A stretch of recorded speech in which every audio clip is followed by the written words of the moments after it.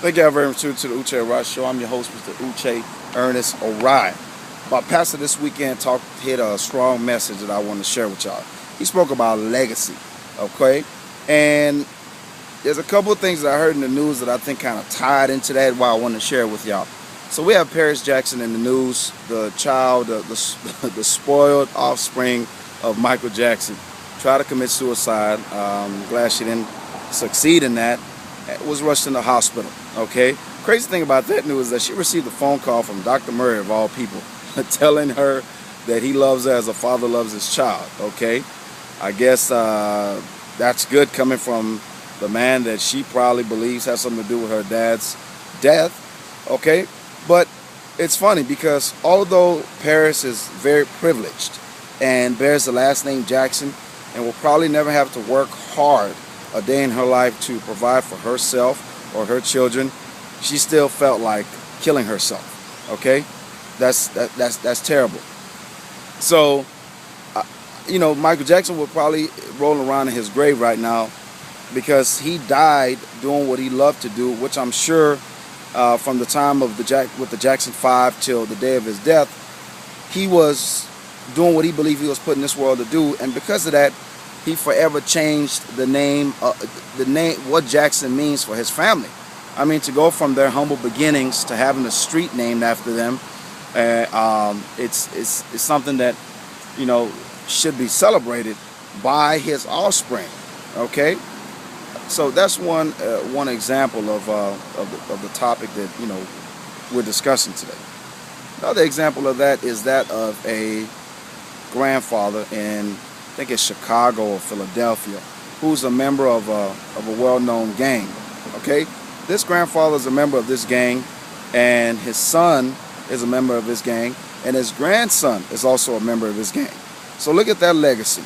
All right, all of them have served some time in prison.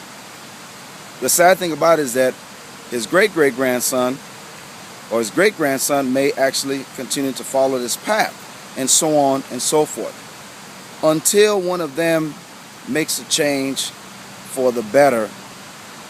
The legacy that grandfather started is not a good legacy and won't go down as a good legacy. I think being for that grandfather to have been part of this gang and saw how negatively affected his life, passed it on to his son passed it on to his son, somebody should have stopped that cycle, and hopefully somebody will.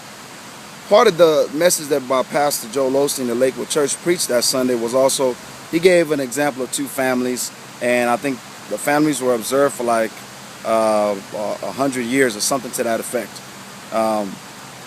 One of them started off as a university president and as a man of God. His lineage produced hundreds of university presidents and lawmakers and successful individuals. Another family was known as the town criminal. That family produced hundreds of incarcerated individuals. Okay? One would look at that to say, focusing on the family that didn't have much of a positive legacy.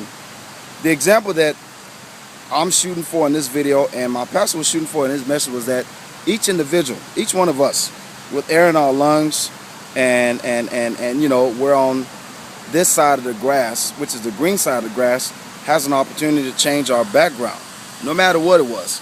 If your father or your mother, if wasn't the most positive person in your family, or your grandfather or grandmother, who are role models to us if we're a male or to us if we're a female, weren't the most positive people, it doesn't mean that we have to follow down the same paths.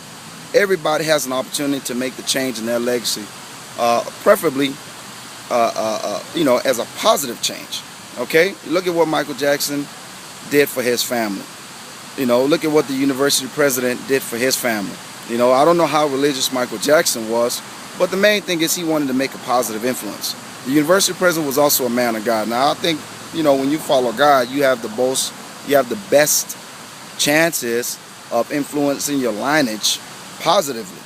Okay, but either way, wake up every day with the will to make today better than yesterday. I believe that those of us here in this world have a responsibility to, on our dying day, you know, be able to really rest in peace, knowing that something we did made this world better for those that we're leaving behind.